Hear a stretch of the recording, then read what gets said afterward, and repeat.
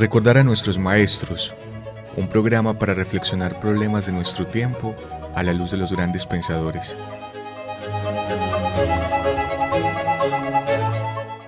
Dirección: Carlos Mario González, profesor de la Universidad Nacional de Colombia, sede Medellín.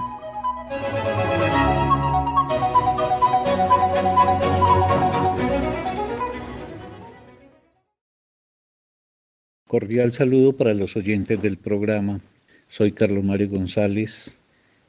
miembro de la Fundación Cultural Entre Líneas, director de la Escuela de Pensamiento Crítico Maestros de la Sospecha y profesor de la Universidad Nacional de Colombia, sede Medellín. Los agradecimientos, antes que nada, a Jorgito Benjumea, desde la cabina de controles de la emisora de la Universidad Nacional UN Radio, y a las 4 instituciones que sin ánimo de lucro respaldan las actividades culturales de la Fundación Entre Líneas.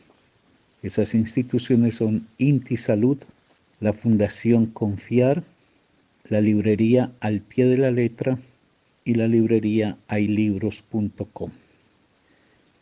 Hoy proseguiré con la tarea que vengo adelantando desde hace unas semanas, que consiste en tratar de recoger de la mejor manera que me sea posible los elementos trabajados a lo largo de la semana precedente por los 6 seminarios de la Escuela Maestros de la Sospecha para establecer una articulación entre esas elaboraciones realizadas por dichos seminarios, de tal manera que se pueda ofrecer públicamente un efecto de este compromiso intelectual formativo, pero también con un propósito de tratar de incidir sobre la sociedad que viene adelantando la EMS, la Escuela Maestros de la Sospecha, y en concreto, pues sus miembros con la tarea que acometen en los respectivos seminarios.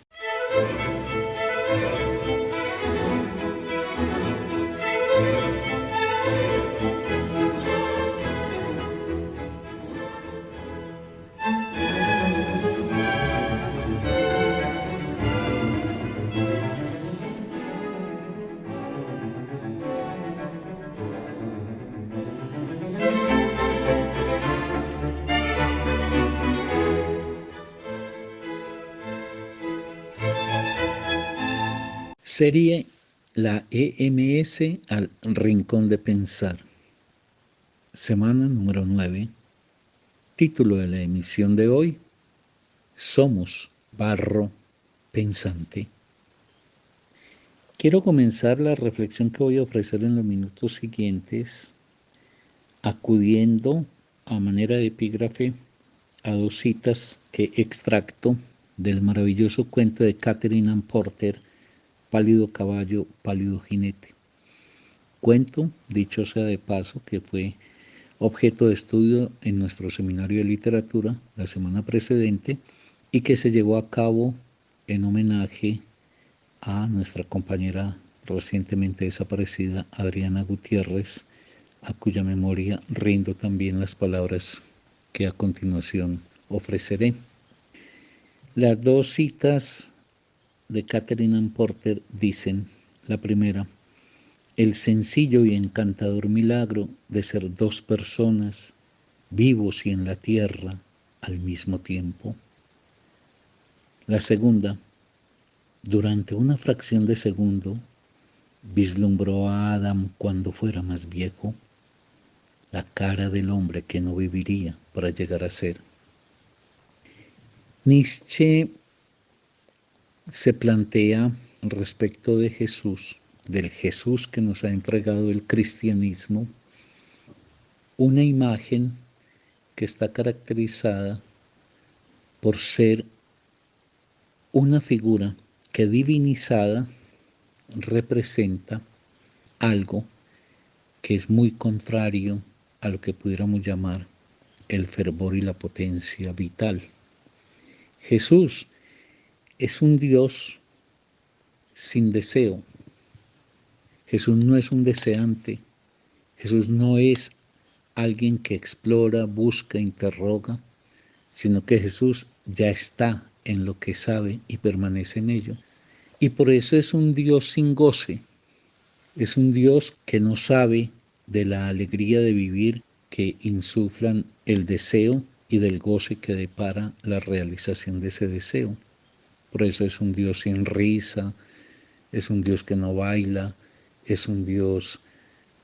del cual es inimaginable, por ejemplo, un amor concreto, carnal, por alguien puntual, más allá, digamos, de esa cosa etérea del amor a todos. No hay un amor que se localice sobre un objeto puntual y mucho menos se puede imaginar en Jesús y en sus epígonos la sexualidad. Eso hace parte de una concepción de la vida en donde precisamente deseo y goce, amor y sexualidad, pero amor en el sentido de la expresión concreta y objetiva sobre alguien diferenciado, y sexualidad como obtención del goce a través del cuerpo, no existen en este Dios. Por eso es un Dios muy triste, es un Dios que nunca se ríe. Pero además hay que agregar que es un Dios sin pensamiento. Ese Jesús del cristianismo es un Dios que no piensa, es un Dios que, por ejemplo, no tiene un discurso que argumente. Él acude al uso de parábolas, de imágenes, de símbolos, pero no hay una postura analítica frente a nada, no hay una exigencia argumentativa frente a nada, sino que simplemente utiliza imágenes y parábolas que no permiten hacer ningún tipo de verificación de lo dicho por él, que operan como símbolos para que quienes lo escuchan pues lo descifren. Entonces es un Dios que está lleno de lugares comunes, que obviamente no permite entonces un avance del conocimiento por una concepción de la verdad como si la habían producido los griegos. Por eso el cristianismo rompe tan radicalmente con una tradición griega como era la de la racionalidad, esa racionalidad pues que está centrada en aquello de que llame verdad solamente lo que se puede demostrar. Jesús no demuestra nada, Jesús hace afirmaciones y no lo hace ni siquiera bajo la forma de un discurso que vaya conectando una idea con otra, sino simplemente entrega expresiones en forma de parábolas o de símbolos, como he dicho. Jesús no escribe, no hay ninguna escritura proveniente de Jesús. Eso es un indicio del escaso lugar que él le asigna a la labor del razonamiento y en general al ejercicio de la reflexión analítica, argumentativa, etc.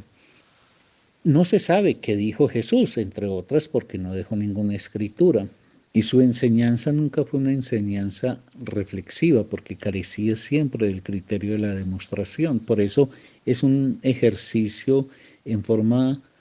muy inocente de transmisión de una verdad que tiene que ser objeto de absoluta creencia y además verdad que pareciera no tener que ver con el mundo puntual y concreto. Jesús no tiene interés por la ciencia, por la filosofía, Jesús no tiene ninguna formación que le acredite, por ejemplo, un posicionamiento ante el mundo en donde la realidad pueda ser objeto de exploración por parte suya. Por ende es un discurso lleno de lugares comunes y que simplemente plantea que la verdad es una cosa interior que está concernida exclusivamente por la creencia en él como figura divina y punto. Es en ese sentido un Dios que separa mucho del mundo concreto, del mundo efectivo y real que le corresponde a los seres humanos vivir. En eso creo que es bueno volver a decirlo, hay una escandalosa ruptura que él ejerce con respecto a la enseñanza griega, por ejemplo, a ese pivote fundamental de los griegos que era la racionalidad.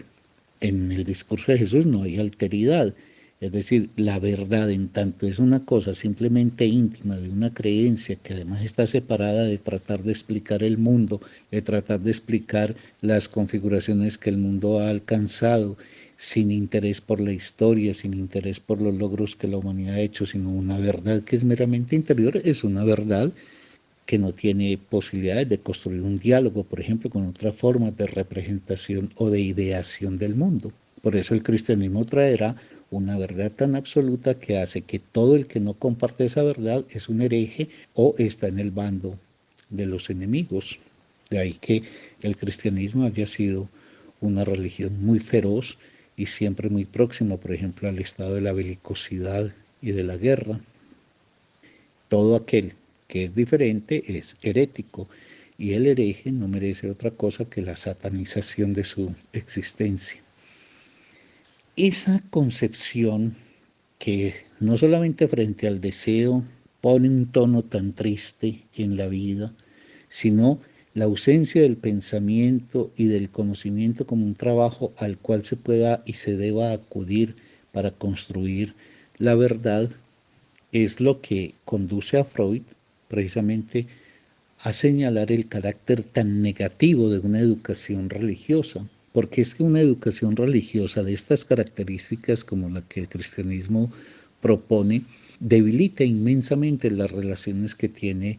el individuo con la lógica y con la racionalidad. En ese sentido, el cristianismo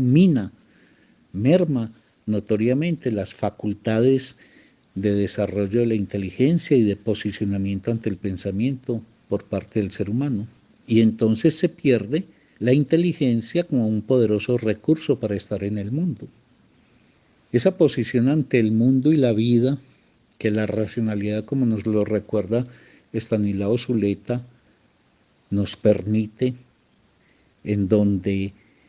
no solamente la construcción de un individuo capaz de pensar por sí mismo, el cristiano no puede pensar por sí mismo porque tiene que pensar lo que le ha dictado el ordenamiento religioso que se ha cristalizado luego en la forma de iglesia, que no puede establecer una relación con la palabra del otro porque el otro por principio tiene que ser afín a él o por el contrario ser un enemigo suyo, y que no puede derivar una posición que le permita variar la original, la posición original, porque él de entrada ya está en la verdad. Es que la verdad ya está dicha y la verdad simplemente se recibe, se asume, etc. Y todo ello pues dentro de una estructura de docilidad del ser humano que termina debilitando la exploración deseante y pensante del mundo para simplemente emplear todas las fuerzas hacia esa hipotética satisfacción que le depararía el más allá. Uno puede preguntarse con Freud, ¿y cómo sería una humanidad que desde la temprana infancia, en lugar de plantear esas creencias sin fundamento y sin demostración, cultivaran en el niño desde el principio la lógica y la racionalidad, lo cual a su vez estaría vinculado a expresiones de su sentimiento? ¿Cómo sería una humanidad que contara con ello, con el desarrollo lógico y el desarrollo racional desde el principio, y que no fuese simplemente como ha venido siendo en Occidente, que esa inteligencia cultivada sea un atributo de élites? Eso probablemente potenciaría mucho al ser humano para poderse posicionar ante las verdades que lo signan, si es que nos desprendemos de ilusiones metafísicas, y es la pequeñez nuestra en relación, por ejemplo, a un universo en el que existimos, la fragilidad que nos caracteriza y la vulnerabilidad que siempre testimoniamos. Y con ello estaríamos en capacidad de reconocer el sufrimiento, pero no reconocerlo para entregarnos pasivamente a él, sino para superarlo, por un lado, en donde el sufrimiento sea superable, pero también para aceptarlo en donde el sufrimiento no se puede superar. Por ejemplo, la muerte. Es decir, para encarar el sufrimiento según lo posible, pero también para construir la dicha que nos sea factible en la vida y con ello conducirnos a un estado de adultez mental y anímica, contando lo mejor posible con las propias fuerzas que tenemos, pero reconociéndonos como seres de límites, como seres de imposibilidades también. Ese era el sentido griego que el cristianismo desdibujó. una criatura que era capaz de asumir la verdad de su carácter mortal, lo trágico de una existencia que se hace a sabiendas de que un día la partida terminará en defecto de uno, pero que sin embargo eso no resta la dicha de hacer de la vida en el tiempo posible que nos es dado vivir el logro de conquistas dichosas y satisfactorias. Eso es conquistar la adultez mental y anímica. Es contar, como decíamos, con lo mejor posible, esta es una expresión de Freud, con las propias fuerzas. Y para acudir a los versos de Heinrich Heine, que cita Freud, dejar el cielo a los gorriones y a los ángeles. Por eso, esa vertiente cristiana que ha sido el camino formador de hombres y mujeres en la cultura occidental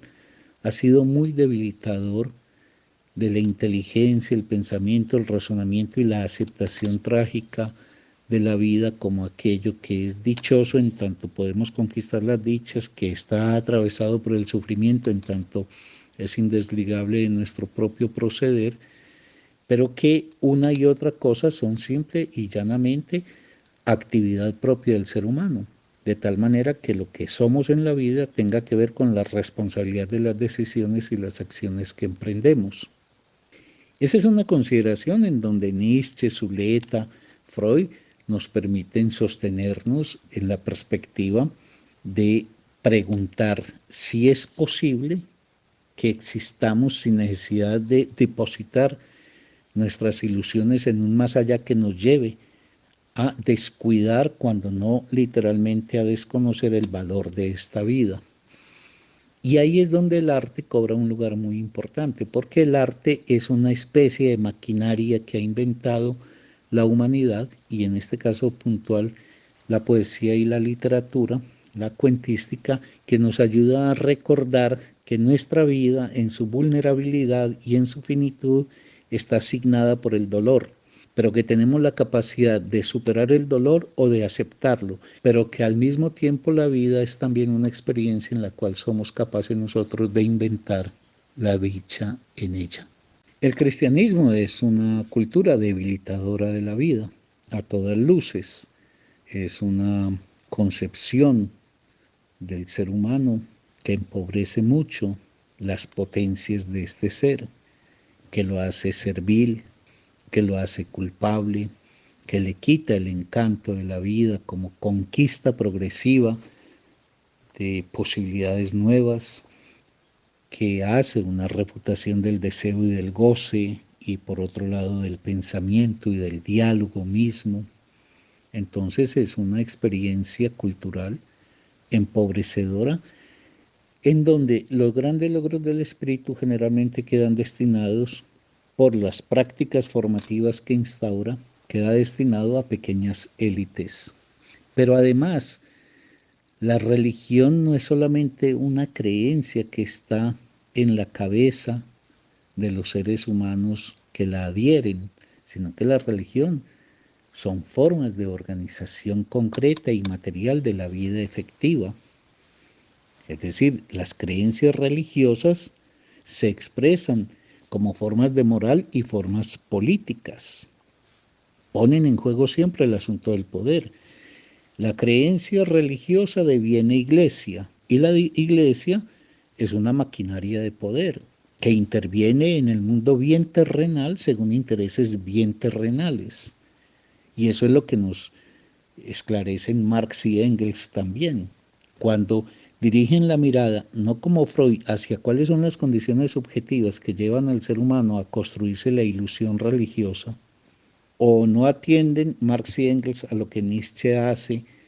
el cuestionamiento de la moral concreta que el cristianismo ha planteado y que significa una negación de la vida, sino que Marx y Engels hacen un importantísimo aporte al mostrar cómo esa creencia religiosa se ha expresado como una muy definida forma de configuración institucional, eclesiástica, que interviene en el escenario del poder y que interviene ejerciendo posiciones en todas esas luchas que se confrontan o que se realizan socialmente. La iglesia toma posición.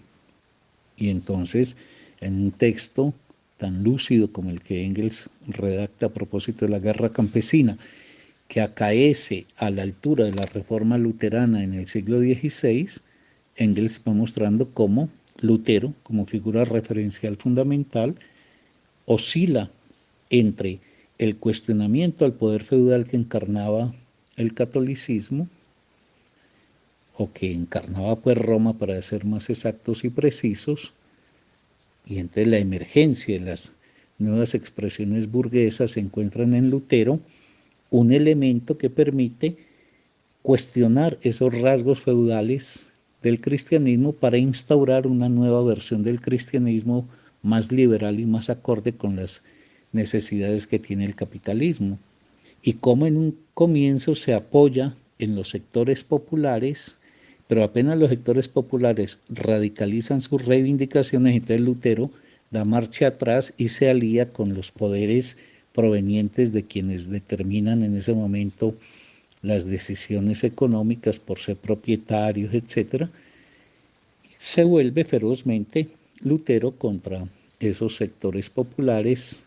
que han encontrado en alguien como Thomas Müntzer, un campesino, eh, la bandera, digamos, de una lucha reivindicativa. Pero en fin, lo importante aquí no es tanto entrar en detalles sobre ese fenómeno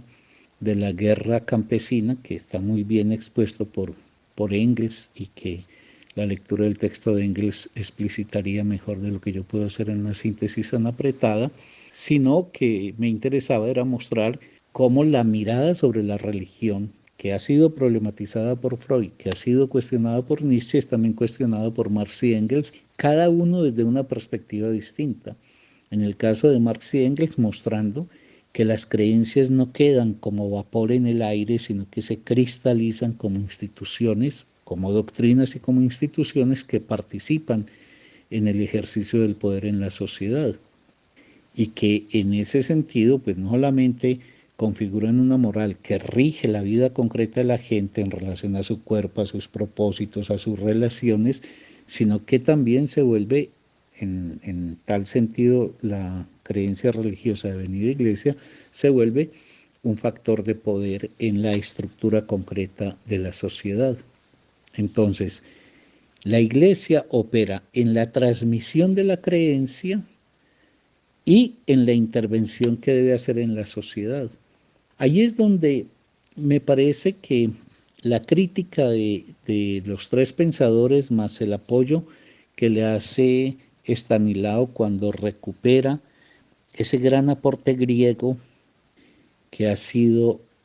descuidado cuando no refutado por la concepción cristiana, lo de la racionalidad, porque hay que insistir que los griegos reivindican la racionalidad como el ejercicio de una forma del pensamiento que permite un conocimiento verificable, pero que los griegos no piensan que la racionalidad es la única dimensión explicativa del ser humano, porque ellos precisamente, a la par que el despliegue de la racionalidad, han construido la tragedia, y la tragedia es la conciencia a través del arte de esa dimensión en donde el ser humano tiene que hacer una vida a sabiendas de que esa vida está perdida, pero que eso no le quita sentido a la vida. Por ende, que acentúa el valor de la vida en el presente que le es posible vivir. Por eso para los griegos no podía existir una ilusión, me estoy refiriendo al pensamiento griego clásico, no podía existir la ilusión de que esta vida era demeritable para poder invocar la verdadera vida en un más allá. Y eso es lo que el arte nos ayuda a mantener viva, esa conciencia de que sí, somos una criatura que sufre, pero que somos una criatura que no hemos de lamentarnos, ni de quejarnos, ni de invocar salvaciones en el más allá, sino que nos compete, nos corresponde y nos obliga a hacernos cargo de la existencia, y que la vida que hagamos, tanto personal como colectiva, depende de lo que seamos capaces también nosotros de ejecutar. El arte nos ayuda a entender entonces, sí, como Por ejemplo, se puede presentar en el cuento extraordinario, pues ya dije, de Katherine Ann Porter, que el dolor nos circunda, que existe la guerra, que existe la enfermedad, que existe la muerte, que existe la pobreza, que existe la angustia ante la sobrevivencia y existe también el hastío existencial, que existen formas de poder que nos pueden menguar las relaciones con la vida. Pero el arte al mismo tiempo también nos invita a que esa constatación no la traduzcamos a una quejumbre, a un lamento, sino que esa constatación se articule con un deseo de ser y de vivir que potencie la alegría misma de la existencia. Y eso es algo que está presente no solamente, por ejemplo, en un cuento como el de Katherine Ann Porter, sino en los magníficos poemas de César Vallejo que fueron objeto del estudio de nuestro seminario de poesía, en donde para Vallejo el sufrimiento es asunto de reconocerlo. Y ese sufrimiento puede reclamar en el ser humano una protesta ante su causa,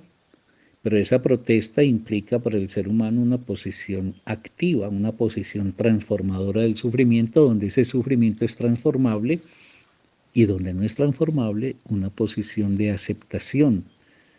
Porque cobra conciencia, y ese es lo importante, por ejemplo, de esa conjugación entre la racionalidad y el arte, cobra conciencia de los límites que tiene como criatura, de su vulnerabilidad, como dije en un comienzo, de su carácter frágil, de su carácter perecedero. Y de ahí que el arte nos insufle de una doble energía, la de la aceptación de lo fatal, la de saber mirar de frente a la vida en sus dificultades y en sus dolores, pero al mismo tiempo no bajo la forma de la resignación, sino bajo la forma de una acción que permita transformar lo transformable en relación a esos sufrimientos o por el contrario, como dije, poder tener una aceptación serena de ellos. Yo leo un fragmento de Los Dados Eternos, el poema de César Vallejo, de donde extracté precisamente el título de esta emisión. Dice: Dios mío, estoy llorando el ser que vivo,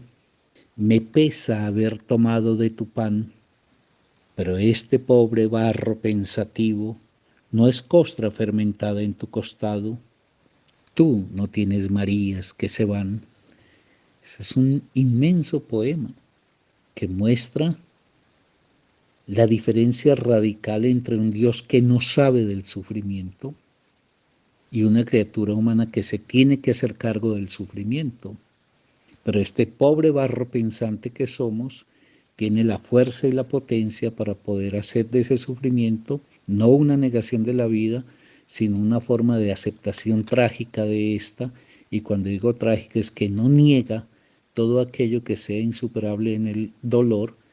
y al mismo tiempo es un inventor de las dichas de las cuales puede gozar.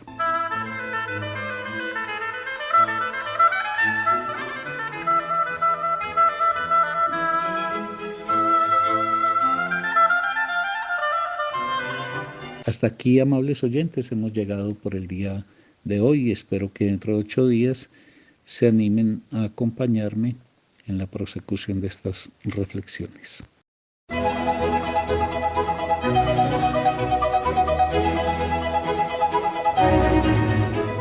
Recordar a nuestros maestros,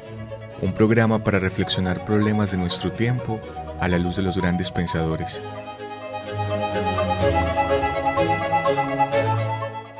Dirección: Carlos Mario González, profesor de la Universidad Nacional de Colombia, sede Medellín.